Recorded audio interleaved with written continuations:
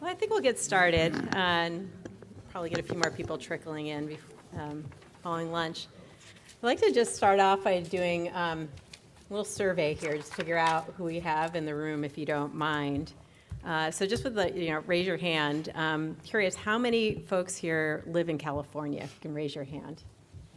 All right, we have a good showing here. And then how many of you living outside of California? All right, well, that's a good one, too. And those of you living outside of California, how are you, raise your hand if you're actually impacted by the decisions that California makes. Okay, great, thanks. It'll be helpful for us as we get into this discussion. I'm Michelle Passero. I lead the climate and nature-based solutions work for the Nature Conservancy in our California chapter. The Nature Conservancy, if you're not familiar with our organization, we are a global nonprofit. We're dedicated to protecting the lands and waters upon which all life depends. And climate change is a lead threat to our mission. And so we've been engaged in supporting climate policy and ideas, and in particular, the role of nature, what it plays in policy for some time, including the development of carbon markets. And I've had the privilege of being able to engage and be involved in the development of California's climate policy for the past 2 decades. And I'm really happy to be moderating this panel today. I've had the opportunity to work and interact with our guests over the years, so it's nice to have this discussion.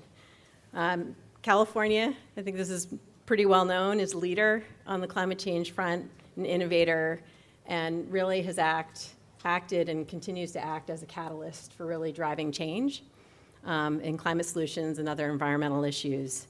And this session, we will really focus on what's happening now, what's the state of play on climate policy and implementation of certain policies, including some of the recently adopted climate disclosure laws, voluntary carbon market regulations and policy, as well as California's regulatory cap and trade program. Our format will start off with some brief statements from our guests, and then have a round of questions and discussion. And I do hope that we'll have some time, at least 10 minutes, for you all in the audience to really engage also with the guest speakers, so we can have more of a conversation here. And we'll follow up with just a lightning round at the end. So I'm going to do some brief introductions here.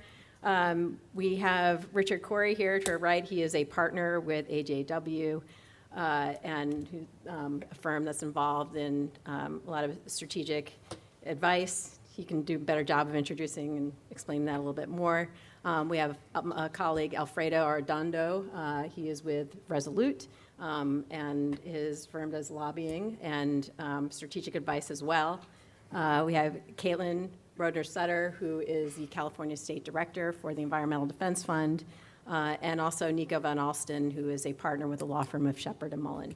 All of these folks I've interacted with over the past couple decades, so they've got a lot of depth on this topic, and so I'm really pleased to be starting this off.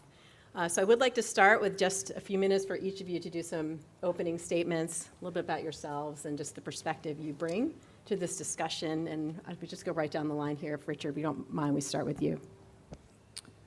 Sure, thanks, Michelle. And this is your ticket if you want strategic advice, apparently, so we're going to be good. In addition to being with AJW, basically a consulting firm working with nonprofits and private companies as well, climate and air quality related issues. But prior to that, and this is probably the perspective that I'm going to bring throughout the conversation here, is my prior work was with CARB. So I was with the Air Resources Board for 37 years. The last 10 of that as director of the agency, so overseeing the implementation of the range of strategies to implement AB 32. So I'll stop there. Thanks for the introduction, Michelle. Appreciate that. Alfredo here with Resolute. We are a lobbying firm based in Sacramento. We represent private companies from some of the largest Fortune 500 to small nonprofits throughout the state. And then I particularly work a lot on air quality issues for South Coast AQMD. I have a couple of nonprofits doing some environmental adaptation work, mitigation work down in Southern California, but have also then built a good portfolio of assisting entities that are trying to navigate CARB in particular, and the legislature when it comes to those topics. So I've been lobbying for over a decade now there in Sacramento, and really my function, I'm just a lobbyist, so I need to make sure that I have the pulse of what the legislators are thinking, how they're going to be engaging with some of the agencies, as well as having hopefully a good understanding of what is likely to happen in the near future. And so I know we'll be diving into some of these topics a little bit more deeply, but in a nutshell, that's who I am.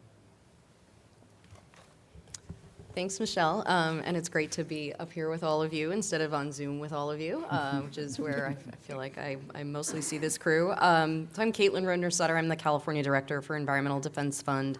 I've been with EDF about 8 years.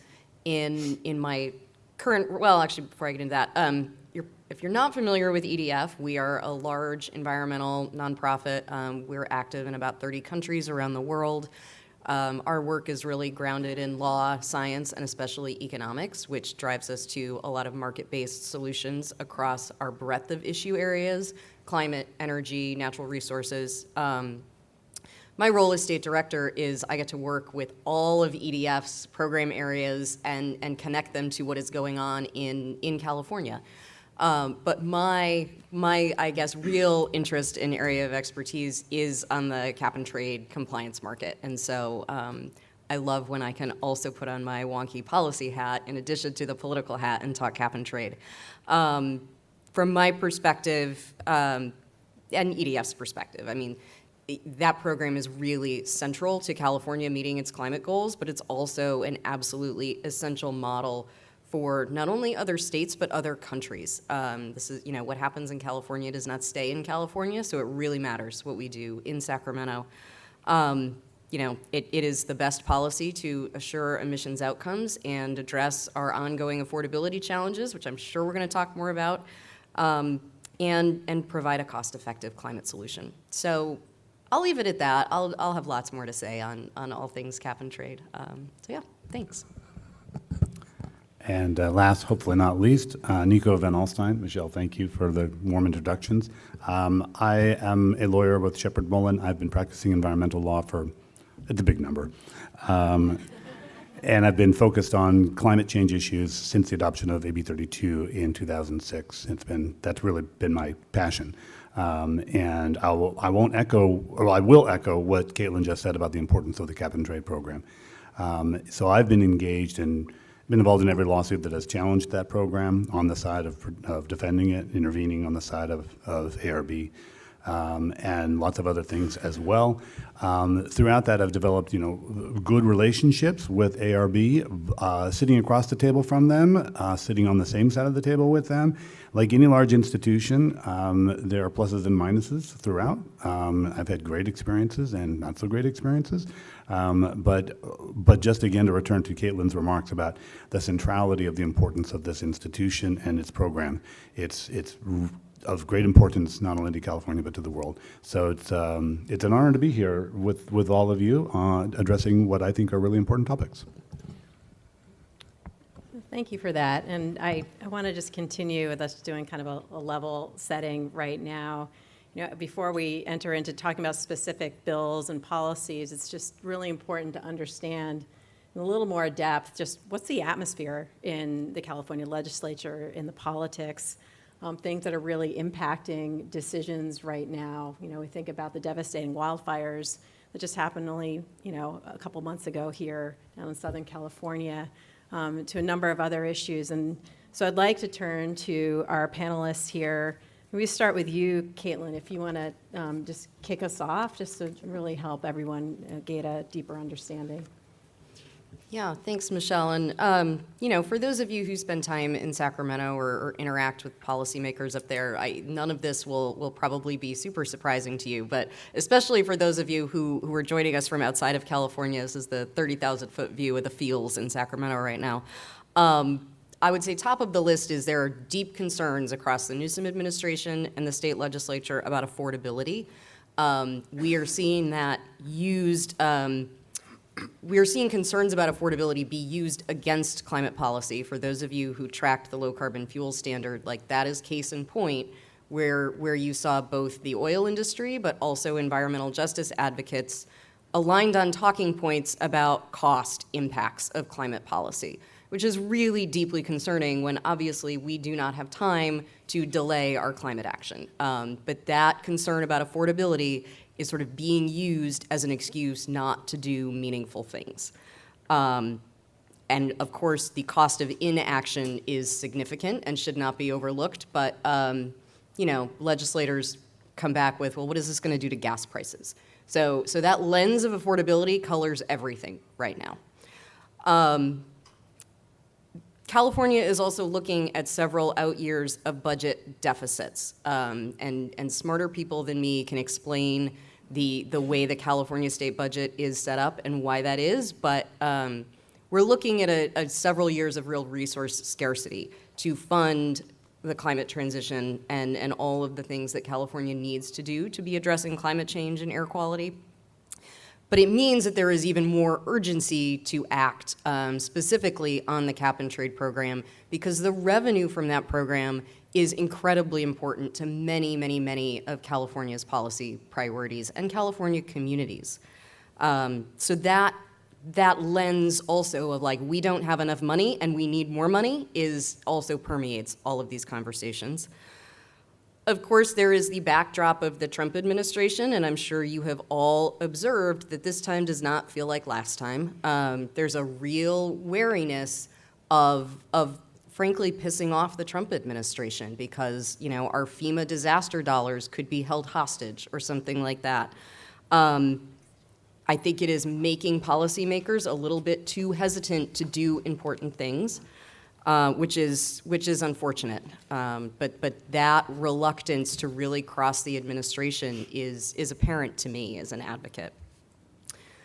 Maybe the last just piece of context I'll say, and there's certainly lots of bills we can talk about, but legislators don't understand markets. There are 120 members of the California State Legislature. 16 of them have ever taken a vote on cap and trade. They do not understand how the program works. When I'm not working on cap and trade, I'm working on an electricity markets piece of legislation. They don't understand electricity markets either. So there is a huge amount of education that needs to happen just to explain what this program does, why it matters, and why markets are such an important tool for so many of the things the state needs to accomplish. So those are probably my four things: affordability, budget and resource scarcity, Trump administration backdrop, and just this real lack of education. Thank you for that. And I don't know, Alfredo, would you like to follow up on any of that? Well, Katelyn did a great job providing that overview, but the one thing that I would provide is additional context on what legislators do care about, and they care about when a constituent starts calling them and harassing them because their utility bills have gone through the roof, and they're struggling to make ends meet because they're living paycheck to paycheck. And that has been the theme that's been growing over the last year in particular, starting with electricity rates. Last year, a lot of the legislators went home for the spring recess, which is typically when they might interact with constituents on a more frequent basis. And they came back with those stories of people saying, why I'm using less water, yet I'm paying more for my water bill. I'm using less electricity, but I'm still paying more than I was paying, 2 years ago, et cetera. And then you hear these stories of PG&E asking for a rate increase at the PUC to help investors, right? And so that is characterizing how they're seeing the world when then they come to Sacramento and are being asked to take votes on a piece of legislation that many advocates will, or So I'll actually point them out. Western States Petroleum Association, WSPO for short, has spent millions of dollars in the last 9 months on this campaign that is pointing out from their perspective that it's cap and trade and the low carbon fuel standard that are the main reason driving higher fuel prices in California. And when I say million, they have been buying billboards, running radio ads, social media ads, et cetera, to get that message out there. I'm getting mailers from them at my house, right? So legislators are hearing from people that are raising these same questions and then thinking to themselves, well, do I really want to support these efforts, or can I start castigating CARB, which I think has been another thing. That's one way that they've reacted, right? So you saw this play out with the low carbon fuel standard, where questions were being raised about affordability concerns and impact at the pump for your average driver in California. And now you have a situation where you used to have a lot of legislators that would stand by CARB and defend CARB until they were blue in the face. You don't have that anymore. Even the very progressive so-called legislators aren't willing to go to bat for CARB, at least not publicly, to defend that, hey, we're actually entrusting CARB to do the thing that we voted on, like they now have to implement. So we need to give them some support and allow them the flexibility to move forward and not castigate them at every turn. So I just wanted to offer that additional context of how a legislator is looking at the world and who they're hearing from, including their constituents. I think that kind of naturally leads me to, Richard, given your long tenure at the California Air Board, and just you have a whole history of knowledge and maybe, dealing with a lot of these questions and issues over time. It'd just be great to hear your perspective on this and maybe even some reflection of kind of like, what do we, you hear this, like, what do we do?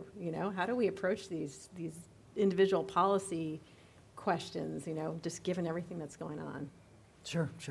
Code for I'm really old. But I thought Katelyn and Alfredo really set the stage extremely well. But thinking about adding something a little more context, I'm going to go way back, so this is going to be very quick, but it's going to be 60 years of. I wasn't at We CARB. have time, so I don't wasn't. worry. I wasn't at CARB for 60 years, but if you go back to when it was established, because it has relevance to what we're talking about now. So way back in '67, when the agency was established, serious air quality challenges in California, in South Coast, in the Valley. You would have in South Coast 200 plus days a year of stage 1 or stage 2 ozone alerts. Back with a higher standard back then, that's basically multiples of the health-based standard. Children shouldn't play outdoors, athletes shouldn't exercise outdoors, a whole range of advisories and very, very serious health advisories ultimately led to public demand for action, right? It was seriously impacting public health and children's development.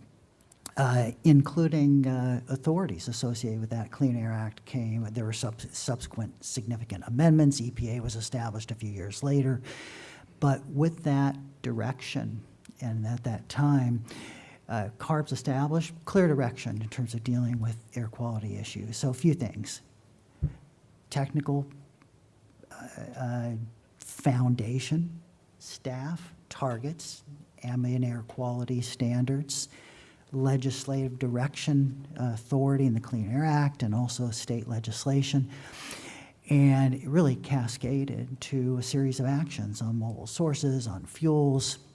And a key element, though, of that was not just actions that made sense for California. It was how does the state partner with other states and international jurisdictions, because it sends a stronger signal to the market, sends a stronger signal to motor vehicle manufacturers, fuel manufacturers. So that context, that concept of partnerships and be more effective through leveraging through those partnerships was really vested in traditional air quality programs back, like I said, 60 years ago and forward. If you fast forward to, and back then, California had 16 million people, 8 million vehicles, economy of about 150 billion. You fast forward to today, and I said 200-plus exceedances of health-based, not of just the standard, multiples of the standard.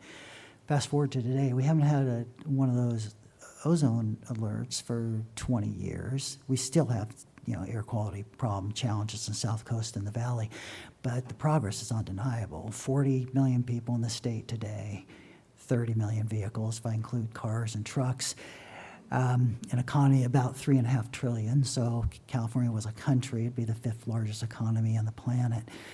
Undeniable impact, and that's the reason, I think, a significant reason as to why I don't think in much of my time with CARB, I don't think there was a week that went by that we weren't visited by another state, called by another state, or called by or visited by other jurisdictions in terms of progress made, because they were experiencing many of the similar challenges. And it wasn't because California just established an ambitious target, it delivered, right? There were results, and the economy grew, it created economic opportunities, innovation moved forward. I think that track record, and that undeniable track record, was a key reason why CARB was given the key role in AB 32. The legislature clearly recognized the challenges and the threat that climate change presents to the health and welfare of Californians, and obviously broader than that, and established in statute a GHG reduction target, but gave CARB much of the authority to develop the overall game plan for how you're going to meet that target, work with other agencies, jurisdictions, and even collaborate internationally. There was clear direction in that 8-page bill, 8 pages, AB 32, ultimately led to the development of low carbon fuel standard, cap and trade, a series of GHG motor vehicle related standards, HFC related standards, methane. And if you think about those programs, I mean, over a course of just a few years, 75% of the state's renewable diesel, traditional petroleum diesel, has been displaced with renewable diesel. Lower PM, lower NOx emissions, and a growing share in terms of the electrification. The number of electric vehicles, 1 in 4 new vehicles sold in California is an electric vehicle, 1 in 4. Over a very, very short period of time. 100,000+ charging stations. Cap and trade, we're coming up on the 50th auction, quarterly auction, with a program that has nearly perfect compliance and a clear signal to the market and the associated investments. All those elements mattered to me, and I think us collectively in terms of results. And what happens when you deliver as a state through series of partnerships, you do more, right? The legislature then acted on SB 32 to establish a tighter, a 2030 target, 40% below 1990 emissions, and achievement of carbon neutrality by 2045.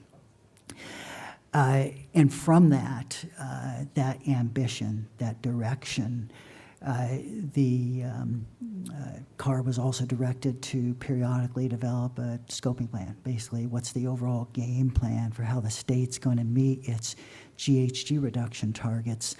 And if you think about that last plan, 2022, it was really developing what is the overall trajectory and for achievement of both the 2030 target and carbon neutrality. And it included a number of illustrative elements, or basically, you really can't leave any element of the economy untouched if you have such an ambitious target. But it underscored the key role that low carbon fuel standard would need to continue to play. It's supporting cleaner fuels, it's supporting the transition to electrification, underscoring the key role that cap and trade would have. But my point on this, and I'll make a few more points here, Michelle, and I'll wrap up. But I'm doing 60 years. I mean, what do you expect? The scoping plan, 2022 scoping plan, has some important assumptions in it that are important to think about now. It had the assumption that virtually every refinery in California would employ CCUS by 2030. It indicated VMT, vehicle miles traveled, would be reduced 25% below 2019 levels by 2030. VMT's never even gone, if you set the pandemic aside, never gone down. It had all new residential builds in the state. 2026 and forward are electric, no gas. And if you think about and full execution of the zero emission vehicle programs that are under assault by the Trump administration, ACC2 Act and so on. My point is, to the extent that we miss some of those targets and that ambition, guess what covers the reductions that keep us on track? What do you think is actually the strategy that is backstopping effectively achievement of staying on track? It's going to be the cap and trade program. The cap and trade program will almost certainly play an even more important role going forward in terms of meeting the state's GHG reduction targets. That's a fundamental fact in terms of, and I think what is lost today when I think about some of the legislative interactions, and Katelyn touched on this, is virtually, none of those legislators were around when AB 32 was signed. Few were associated with the continuous appropriations of GGRF, the dollars that are deposited from the state-owned auction allowances that are auctioned. And the level of understanding, the level of misunderstanding about the program is fundamental.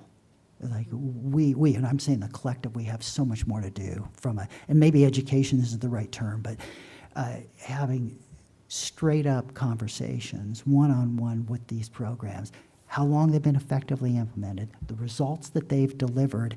And by the way, that AB 32 at the time it was moving through the legislature, no one talks about this anymore. It's almost as though there's target regret. The narrative at the time was we couldn't meet that target.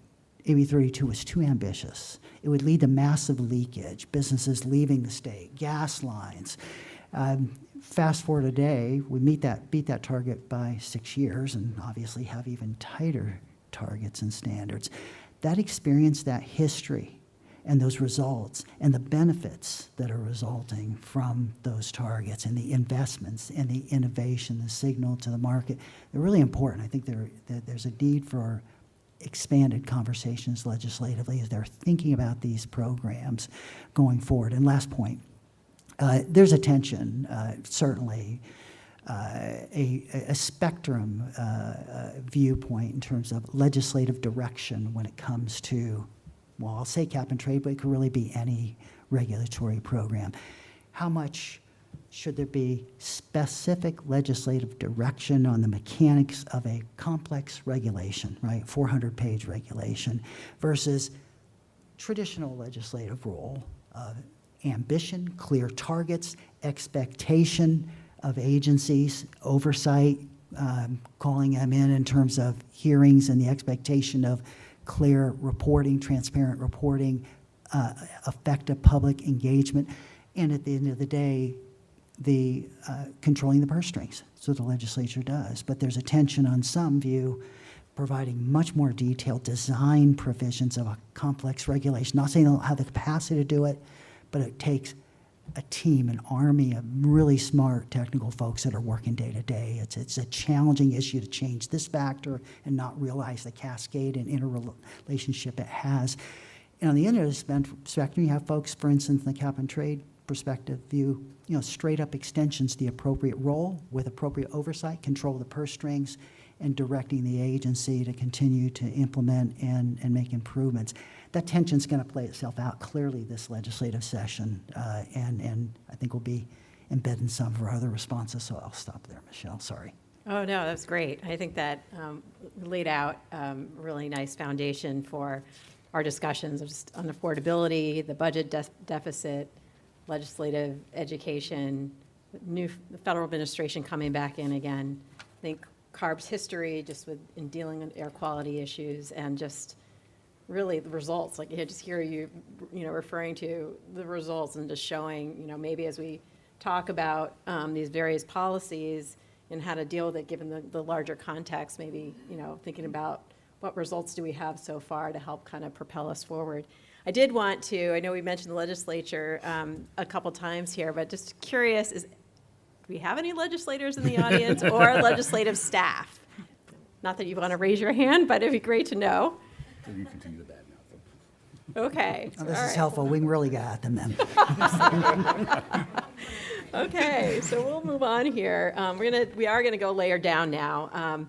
We had a few climate disclosure bills went into law 2023. They're going through the regulatory process right now. The California Air Board is in charge of developing those regulations. And I think it would be terrific, maybe Nico, if we could start with you, but just more detail on these laws. What are they intended to achieve? Where things stand in the process, Sure. and any kind of issues, that you kind of see that we need to resolve. Sure. So in 2023, as Michelle noted, SB 253 and SB 261 were adopted and signed into law by Governor Newsom. They think of them as the two halves of the SEC climate disclosure rule, which is now dead. So 253 provides for emission reporting of GHG emissions of scope 1, 2, and 3 for any company, public or private, that has over $1 billion in revenues. SB 261 requires disclosure of an analysis of a company's climate-related financial risk and what it plans to do about it. And that applies to any company, public or private, with annual revenues over $500 million. That was when Governor Newsom signed those into law in 2023. He had signing statements saying, I got some reservations about these. And one of them is that the timeline is too aggressive, particularly for 253, in terms of when you have to do the reporting. And also, he didn't say it, but it was clear, he had real concerns about scope 3 emissions. Fast forward to 2024, there was a lot of effort. There was quite a drama playing out in Sacramento over this. The governor's original budget proposal didn't include any funding for implementation of these laws. And then the governor sent a letter, and the Chamber of Commerce sent a letter to the Senate saying, we want scope 3 emissions reporting out. And Senator Scott Weiner, who had become the chair of the Budget Committee, which helped, said no and resisted all of those changes. And in the end, we get SB 219 that was adopted. It wasn't signed into law. It was allowed to go into force by Governor Newsom. I think he was a little disappointed with the result. The result being that ARB got a 6-month extension on the deadline for adopting regulations implementing SB 253 from January 1 of this year to July 1. We'll come back to that. And a few other minor changes, one of which was interesting. Adopting language from 261 into 253 per 219, you can roll up the emissions reporting for your emissions reporting to the parent. You don't have to, but you have that option, which is something borrowed from 261. So there you have it. So now the ball's been passed to ARB, and they did get significant budget to implement this. I believe 38 staffers was authorized. I mean, they have a significant budget for implementing it, and they've begun. So in December, they issued 2 directives, one saying, we're going to exercise our enforcement discretion on 253, because emissions reporting is going to be due in 2026 for 2025 emissions, and we haven't adopted regulations yet, so you guys don't know what you're supposed to be reporting in 2026. We're gonna exercise our enforcement discretion to say, as long as you make a good faith effort and use a reputable protocol, we'll be okay with it, even if it doesn't meet the regulations once they're finally adopted. That was one thing. The other thing they did was to put out an RFI, request for information, a series of questions, seeking input on the major issues posed by these bills laws now, that will be addressed in the rulemaking. The comment period was extended and closed last Friday. 4 pages, it's 150 or at least 150 comments were submitted, some of them very extensive and substantive.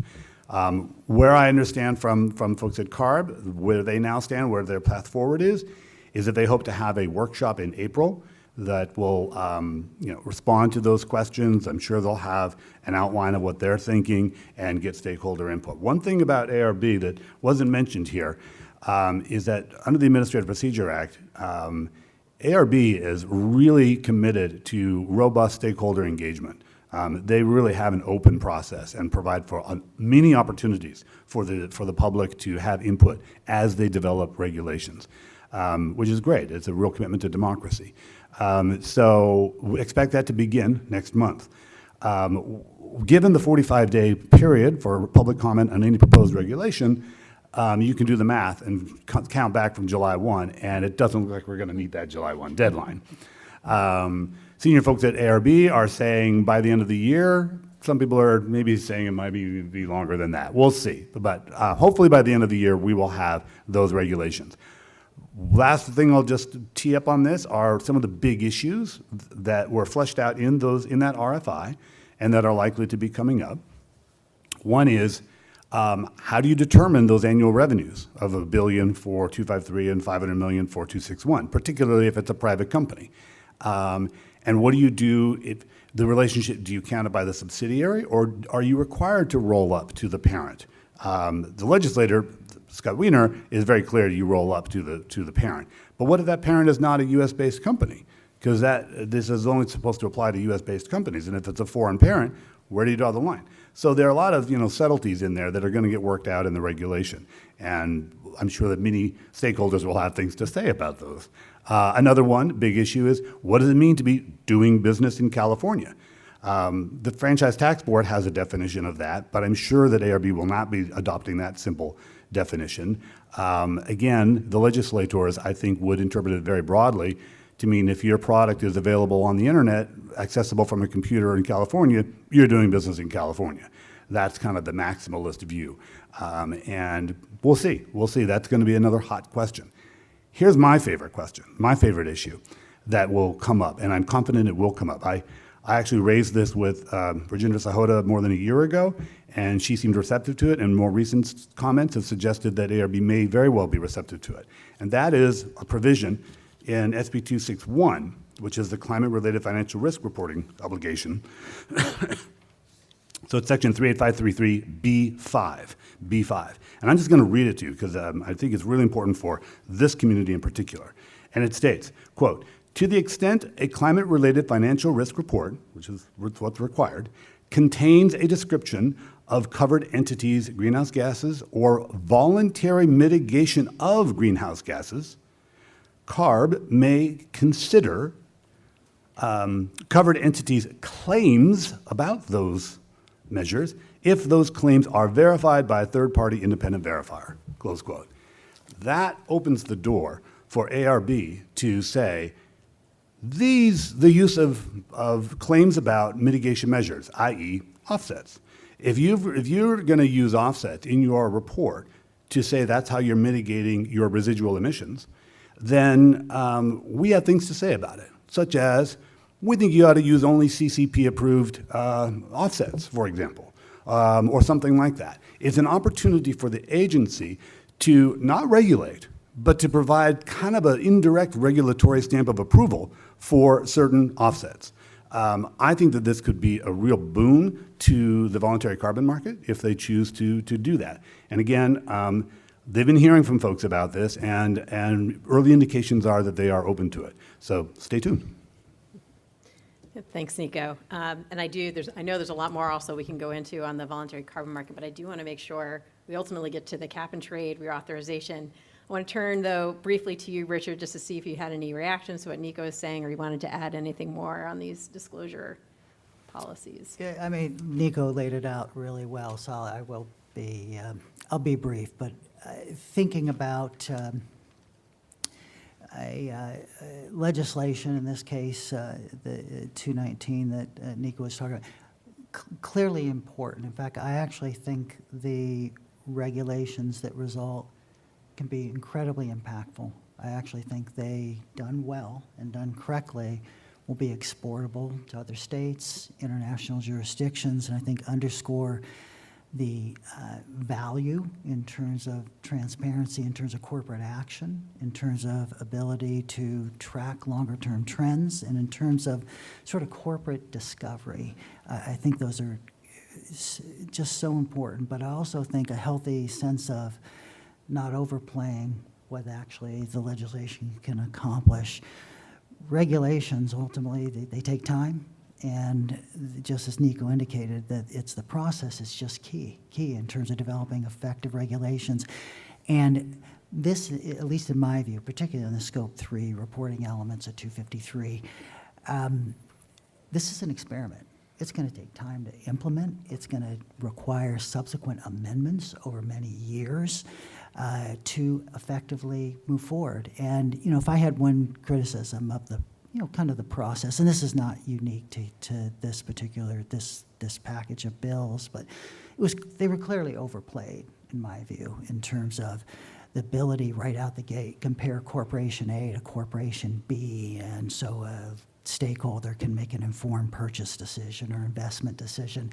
You know, a healthy sense of, wait a minute, how are boundaries drawn around Scope 3? Is there flexibility around that? Mergers, acquisitions, corporations have multiple subsidiaries. This is complicated, and being honest about it and what it can realistically accomplish, and getting a good program in place that's evolved and strengthened over a period of time is, I think, going to be key. And last point, I think in the, you know, there are a number of corporations, leadership corporations, that were taking a number of climate actions as well as acquiring voluntary mitigation, well-meaning voluntary mitigation, that I saw got dinged by generally what is the worst credit painted across the entire market.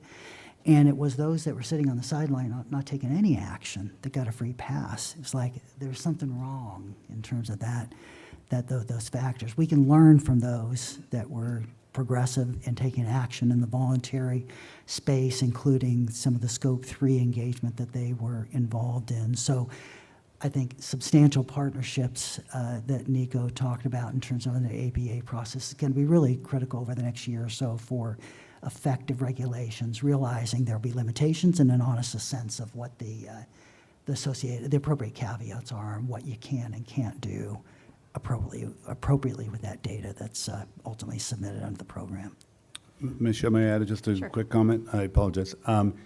Two things I forgot to mention, but reminded by Richard's entirely correct comments about the complexity of the issues that these regulations are going to have to address. The statutes didn't have to, the regulations have to. Here's a major additional complicating factor. SB 253 says, use the GHG protocol for determining how to disclose your emissions.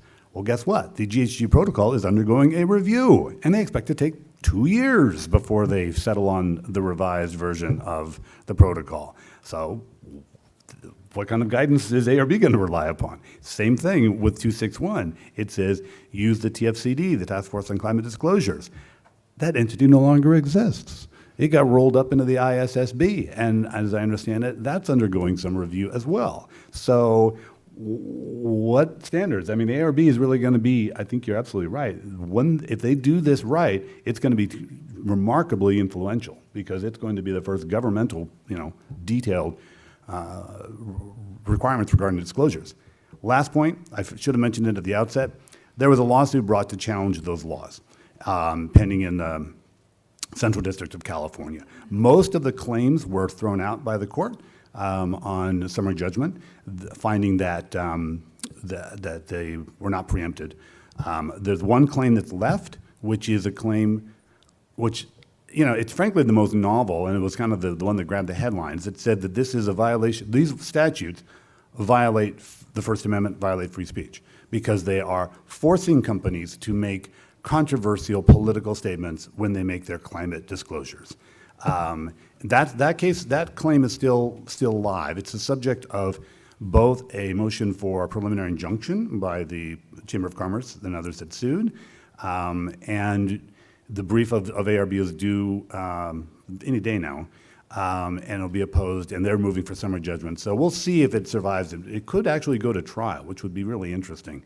I don't give the case much chance of success, precisely because, to return to another comment that Richard made about the importance of these disclosure laws, the purpose is to be able to evaluate a company's what it's doing vis-a-vis the climate, dealing with the realities that we all have to deal with, and what is their strategy for doing that. I mean, and that's, how different is that from the other kinds of standard disclosures that companies are required to make to the Secretary of State? It's pretty straight up, and it provides investors with the information they need. Is this company going to be around in 10 years? Is my asset going to be worth it? So it's valuable information, and I don't think it's political information, but that's what we will find out when the court rules. Great, thanks, Nico. So we're going to make a move from one of California's climate policies that is just in the beginning stages of being launched to our cap and trade regulatory program, which has been around for over a decade now, and we're facing reauthorization. As we mentioned earlier, we have, the California has carbon neutrality targets, and there is significant reliance on this program to really help the state meet its goals. And conversations are really starting to become more energized, and the pace is starting to speed up. And I think it'd be great just to hear from, maybe we'll start with you, Katelyn, but again, what's happening now in the legislature with the administration? Where's the Senate? Where's the Assembly? Let's set the stage here. Yeah, I mean, some days I would like the answer to that question as well, but this is what we do know is going on. So both, back up half a step. Some of you will recall 2017, AB 398, reauthorizing the cap and trade program post 2020 at that point.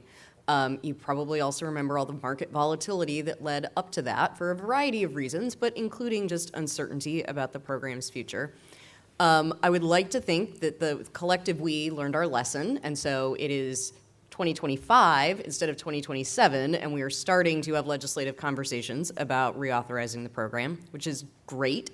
I would really like to see it get done this year.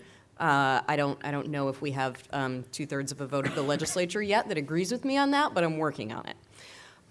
So the Senate and the Assembly each have their own sort of informal working group. It's a pretty normal process they go through when they've got to wrestle with something big and complicated.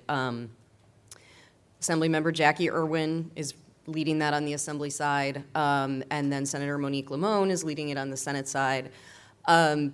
You may recall I mentioned at the very beginning, we have 16 legislators who have voted on cap and trade or have taken a vote on cap and trade before. Senator Limon was the Democrat who voted against cap and trade, who is still in the legislature. So she is coming at this with history. Both the Senate and the Assembly have introduced what are called spot bills. They're basically placeholder bills. It's like putting a stake in the ground that, like, this is my issue, I'm going to do a bill on it. Don't read a ton into what is in those bills right now. Like, they are going to change. They're going to change a ton. But it's really just sort of like saying, this is my issue. I have the vehicle on it. I know there was a question earlier today about some of the language in the Assembly version, and I think you just need to look at that as they need to amend the bill to get it referred to committee to keep it moving. It's going to change a lot. The Assembly, both sides have been doing a lot of member education of varying quality, but they've been really trying to get members more up to speed. The Assembly seems to really be pivoting now to focus just on greenhouse gas reduction fund. The Senate is saying they're interested in program reforms, but it's anybody's guess what they mean by that, and every senator you ask will probably give you a different answer to what that means. So there's not a lot of clarity about where specifically each chamber is at in terms of actual substantive priorities yet. I think there is generally, there's sort of this, I mentioned it with the Senate, but there is this sort of conversation back and forth between having a clean reauthorization or a straight reauthorization, so basically nothing changes about the program, versus how much reform do you want, and reform to solve what problem?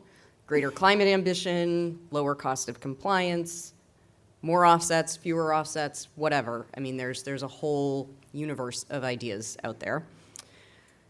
I guess the last thing I'll say is, the working assumption really does seem to be that this is going to require a supermajority vote, a 2/3 vote. That's certainly my working assumption. I know there's differing opinions on that, but yes, I know. We'll get, yeah. And that's helpful to understand, but that does seem to be the working assumption in the building. That's sort of the state of play right now. like I said at the top, the administration is just deeply concerned about affordability, so is not seemingly really ready to stick their neck out and lead on this issue yet, which I personally think is unfortunate. But that's sort of where things stand. I think it is possible that this gets done this year. I won't say that I am super confident in that, but I don't think it's not impossible. And I think, frankly, depending on how the May auction looks and if legislators start to really understand this connection between the dollars they want to spend and where those dollars come from, you may see a greater sense of urgency. Yeah, thanks, Katelyn. Okay, now Nico's going to disagree with me. Go Your for hand it, went up, please. so you wanna chime in there? I authored a memo in 2022 on behalf of AIDA that we submitted to the IEMAC addressing the issue of reauthorization and a number of things that we addressed. But one of them is the question of, do you need a two-thirds majority? We concluded that you don't under the law. It was felt in 2017 to be necessary because one of the things that contributed to the uncertainty at that time leading up to that vote that summer was the auctions allowance, the allowance auctions lawsuit brought by the California Chamber of Commerce, challenging them as an unconstitutional tax. Because in California, if it's a tax, it's got to be adopted by a two-thirds majority. The Court of Appeal ultimately ruled, and I submitted an amicus brief in that case on behalf of AIDA that laid out the analysis, which the court effectively adopted in the end. Pat myself on the back. Thank you. But the court ruled that it is not a tax. So that's been decided. The allowance auctions are not a tax. So you don't have that obligation. Now, Prop 13 and other things have, the standard has been ratcheted up pursuant to initiatives so that arguably you do need it. But our conclusion is that a court would not require that. Would it be better to have a two-thirds vote? Absolutely. And certainly in 2017, although they just got that ruling from the Court of Appeal saying you don't need to, Jerry Brown and the administration went to great lengths to get the two-thirds majority. And I think there's some pork in Fresno today that can testify to that. And he got it done. And chapeau to him and to the legislature. It really was a much more complicated process. There were a lot of other factors, such as offsets being ratcheted down, that hopefully won't be at play this time. But yeah, I don't think a two-thirds majority is needed, but it certainly would be better. Yeah. And Alfredo, is it quick? I was going to go to our next question to weave what you're going to say in, but if it's quick, let's do that because we're just getting low on time here. So please, Alfredo, and then we'll. Yeah. I'll try to be quick. It's hard for me. You know this, Michelle. So, Katelyn mentioned Senator Monique Limon. If that's not a name that you recognize, you should, because for the last 2 years, she ran the bill that, from our interpretation, would have decimated the voluntary carbon market. And she is now leading the effort on this cap and trade reauthorization, so do expect that offsets will be a big part of the conversation. Yeah. Okay, that's a segue into a follow-on question I have, and I do, and that's just, what are some of the key issues you think are going to come up, and any kind of thoughts on addressing them from your perspective. Richard, maybe start with you, and I know Alfredo, the rest, we can chime in, and then I hope, we may not have time for questions, but we'll do our lightning round after. Yeah, I will be quick, because I'm keying off of some comments the other panelists have already made, but very quick context, because before just diving in, I think there are a few things that are shared. I'm going to say administration and I think Assembly and Senate. And generally, I think general consensus on climate change and the impact that it's having on California. I think they are generally in agreement on the reality and the growing risks that it presents to welfare and public health. It's important because not everyone is in that space. The other is, I think there's general consensus on the need and value of extending the cap and trade program. I think so. I think generally, as Katelyn said, there's spot bills in both cases. The administration's been talking about this. CARB is clear talking about it. I think that's where there's divergence, right? And I talked a little bit about a tension between how much detail, in other words, how directed a legislation may be in terms of the program versus something that may be more of an extension, as simple as a date change, 2045 or 2050. We know that the California legislature's already acted on SB 32, 1279, has much more ambitious GHG targets, so there's already an expectation that policies and regulations move forward to deliver on the policy direction California legislature's already provided. But to Katelyn's point, what to expect? A lot of bills, a lot of noise, and I wouldn't put too much stock in any given language at any point in time. Talk about price caps, talk about allowance removal, talk about offsets, talk about free allowances to industrial free allocation, cap decline factors. There'll be a lot of noise on this stuff. But at the end of the day, I'm hopeful, cautiously hopeful, that there'll be a balance struck with a recognition of legislature has such a key role in identifying the ambition, the target, the oversight, the expectation, and ultimately controlling the purse strings.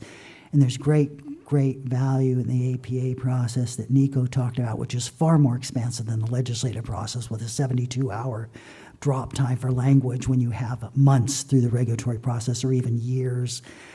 Much more open, engaging process. It's going to be important, particularly when you're talking about very complex regs with multiple interactions.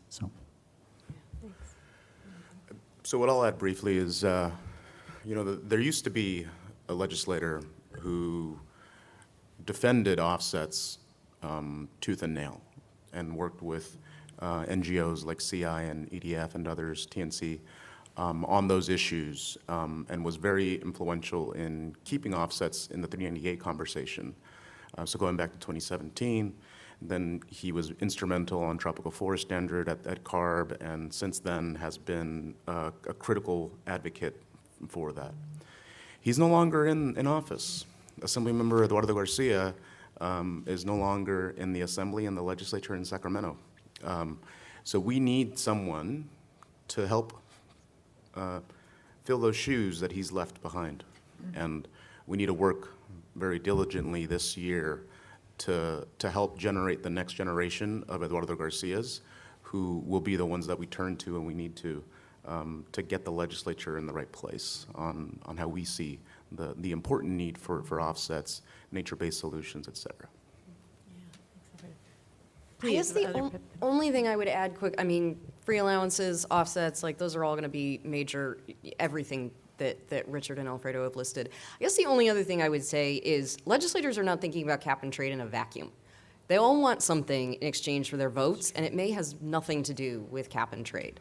They have budget requests, they have greenhouse gas reduction funds, spending priorities, they have very local concerns for their district. And there's a still overriding concern about air quality and how do we address air quality, especially in the most impacted communities in California.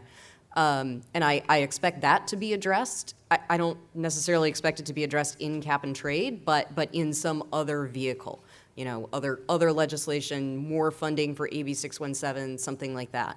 So legislators are sort of thinking about how all of these things interact and where they're going to put their votes based on what they're getting. And so random stuff is going to impact the outcome of this, I guess is what I'm saying, is this is not a straight line because all of these members are thinking about 100 different things that they care about, and they're not laser focused on cap and trade. So it's gonna look a little weird, but that's why it's fun and why we do this. So.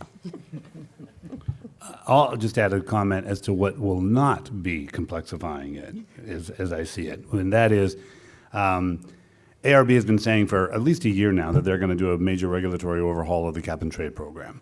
And you've heard about, when is the ISOR going to drop? The ISOR being the initial statement of reasons for the proposed regulation that would amend the existing regulation for the cap and trade. So it's like the ISOR is the ball on New Year's Eve, and when's it going to drop? And my prediction is, and reading into the tea leaves of comments that Regina Sahota and Leanne Randolph made today, I don't think it's going to be anytime soon. In part because they don't want their language to get picked up into that legislative maelstrom and complexify things. And that did happen in 2017. There was an open amendment process going on, and a lot of the issues that the ARB was addressing at that time got picked up in the bills in the legislature. And so I think the ARB, quite strategically, and I would say wisely, is saying, you know what, we're just going to stand back, let you guys work this out, and then we'll work on a rulemaking thereafter.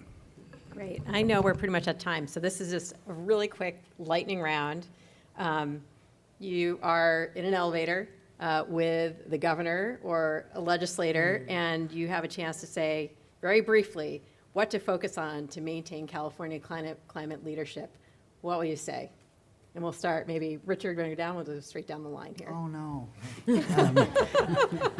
I was thinking about Nico's day. I was going to say to people, write a date down, April 15th, 2025. And I thought, that had nothing to do with cap and trade. It was just the date I was thinking about, so let it go. Tax day. So, the governor's been a leader in many ways on climate action, and it's an opportunity, an important opportunity. A lot of discussion, just like Katelyn said, on affordability. Guess what the state strategy is on affordability with respect to climate action? It's the cap and trade program. We've borne that out multiple times. Uncertainty basically undermines innovation, undermines investment. There's an opportunity for California to continue to make progress and build on that leadership the governor has demonstrated multiple years. And if there's ever been a vacuum and a need for more leadership in the international and national space, it's today. So, and he knows all this, so he probably wouldn't be listening to me anyway. And he wouldn't even get on the elevator with me, so, you know. All right, Alfredo, your turn. Well, maybe a little bit off topic, but for me, one of the things that I see as one of the biggest impediments is the regulatory industrial complex in California to get any project done, whether you're building a renewable energy facility or trying to build the things that are going to replace fossil fuels, or even just building an offset project in the forest. The challenges are real, and I think a lot of that can be simplified and accelerated. That's what I would encourage him to focus on. Yeah. If I had the governor in an elevator, I would say less podcasting, more governing, get cap and trade done in 2025. Thank you. All right, you go. Well, mine was somewhat similar. Governor Newsom, congratulations on being co-chair of America's All In. In order to give that international climate leadership meaning, get it done, cap and trade reauthorization. Great. Thank you. Sorry we didn't have time for questions, but please catch them in the hall. And thank you to our speakers there.